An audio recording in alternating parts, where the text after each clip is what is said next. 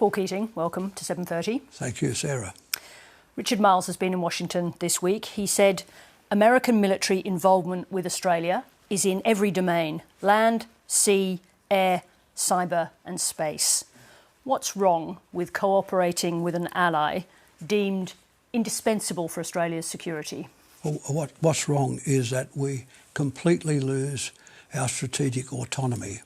The right of Australian governments and the Australian people to determine where and how they respond in the world is taken away if we let the United States and its military displace our military and our foreign policy prerogatives. I mean, is it your argument also that increasing American troop presence and broader military presence here makes Australia more of a target? Yes, I think we're now defending the fact that we're in AUKUS. If we weren't in AUKUS, we wouldn't need to defend it. Let me amplify the point. That is, if we didn't have an aggressive ally, like the United States, aggressive to others in the region, there'd be nobody attacking Australia. Like, we are better left alone than we are being protected by an aggressive power like the United States. Why is America aggressive? Oh, because it's aggressive because it's trying to superintend from the Atlantic the largest Asian power, which is China, with 4 times its population, an economy 20% larger, a navy of the same size. They're going to try and superintend it as the primary, get this, the primary strategic power in Asia. That is 9,000 kilometres from the California coast, facing a country of 1.4 billion, 4 times their population. They're going to superintend them.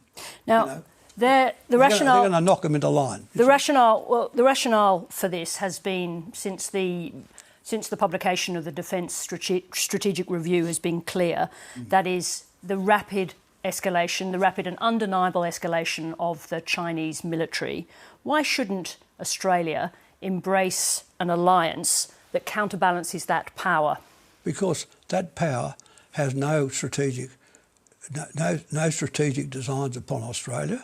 I mean, what this is all about is the Chinese laying claim to Taiwan. And the Americans are going to say, no, we're going to keep these Taiwanese people protected, even though they're sitting on Chinese real estate. Although let me just stop there on the Chinese real estate. What about Taiwanese real estate and the wishes of the Taiwanese people? Yeah, well, the Chinese real estate is part of China. Let me make the analogy. It would be like the Chinese saying to us, look, we think Tasmania's been forgotten and poorly treated for many years. We want to keep the sea route down the east coast of Australia through Bass Strait across to Perth and the Indian Ocean open. So we're going to put some frigates there, and we will economically support the Tasmanian people should they wish to secede from Australia. We'd say, look, that's shocking. Let's just stay with Taiwan for the moment, yeah, no, because the Chinese have said that they will, by taking back Taiwan, to use their phrase, they would dismantle all of Taiwanese civil society. Are you prepared to just see all of that gone? Taiwan is not a vital Australian interest. Tasmania would be, if it was us. We would fight anybody touching Tasmania, like the Chinese will fight anyone touching Taiwan. You see, the thing is this, Sherry, you've got to understand this. The Chinese will fight to the last teenage soldier to defend Taiwan and the Chinese state, and the Americans will not take on such a fight, and more than that, will not win it. So we end up being we get the carry-on rights, and all of a sudden the Americans take off and leave us, and we're the ones that have done all the offence. You know what I mean? Let me just come back to the question I asked, though, because as was said in the Defence Strategic Review, this is about responding to not only, but one of the primary reasons for the reshaping of the Australian military in concert with the United States and allies in the region is because of the rapid escalation of the Chinese military. So the question is, why shouldn't Australia embrace an alliance that seeks to balance that power? Because we're not threatened by the Chinese military. Look, China's got an economy now, according to the IMF, 20% larger than America. What are they expecting to move around in rowboats? Canoes, maybe. you know. So they developed their own submarines, their own frigates, their own aircraft carriers. They are the other major state in the world. And what the Americans say, now, keep your place. You know, go back to your canoes, you know. I mean, really. But if you were, if you were Prime Minister and you had the responsibility, as you have had in the past, to defend Australia, wouldn't you seek to counter an unprecedented military expansion, something the size of which we haven't seen since the Second World War, by the most powerful possible adversary? Australia is capable of defending itself. Let's say, what is a threat? And that is an invasion. An invasion comes in an armada. With satellites today, you see the armada formed. You would see it leave its harbour. You would see it for 10 or 15 days come to Australia, and you would sink every one of them on the way. You don't need the United States to defend Australia. Australia is quite capable of defending itself. I just want to come back to what you said about Taiwan, because it sounds from what you're saying that you would be perfectly happy to give up any support of Taiwan for the Chinese to resume control of Taiwan.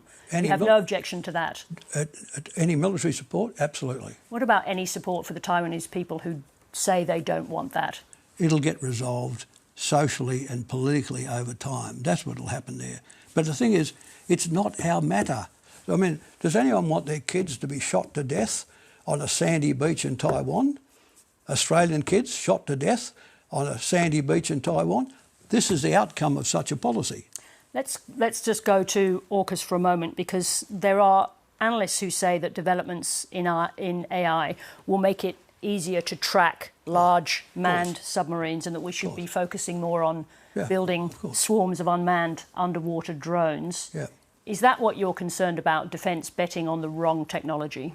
No, what I'm concerned about is us, you see, we're going to get AUKUS, but not the submarines. What we're going to get is what Kurt Campbell, the Deputy Secretary of State, has said: we're going to tie these guys up for 40 years. What AUKUS is about in the American mind is turning the suckers into Australia. We're locking us up for 40 years with American bases all around. I mean, what this report today tells you, they're going to have American bases all around Australia. American bases, not Australian, but all around Australia. So AUKUS is really about, in American terms, the military control of Australia. I mean, what's happened? I say this: the Albanese government, with in their policy, is likely to turn Australia into the 51st state of the United States. Let's talk about what China has done. The way you put it, it's as if China is simply on the defensive from an aggressive America. You used the term aggressive earlier on, but China has territorial disputes of its own with Vietnam, with India, with Malaysia, the Philippines and Brunei. Yeah. Don't you welcome a countervailing force to the that? Americans are not a countervailing force there. Look, just imagine this, Sarah. Just imagine if the Chinese Blue Water Navy was sailing down the coast of California, stopping off, or nearby stopping off, in Los Angeles and San Diego. Could you imagine the uproar? Right? But this is what they do every day of the week to the Chinese. At the same time, there's a series of countries in Asia, democracies, who could change their countries profoundly tomorrow, but it's not our job. Who choose to have and allow to remain American bases in Asia. Yeah, good on them, but not us. We've got a continent of our own and a border with nobody, and we're not likely to be threatened by a soul. The only threat likely to come from us is because we have an aggressive ally, because of AUKUS. I mean, all of this defensive talk now is defending us against AUKUS. If we didn't have AUKUS, you wouldn't need the defence, you follow? And just to finish, is it your contention, as someone who was once responsible for the defence of Australia, that faced with the rapid escalation of the Chinese military, Australia should do nothing? No, Australia should have submarines which protect the littoral waters of Australia. It should have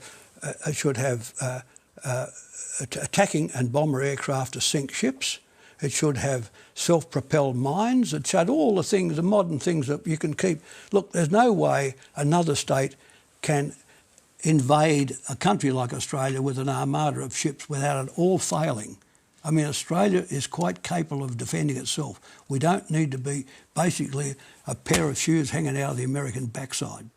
Paul Keating, thank you very much indeed for joining us.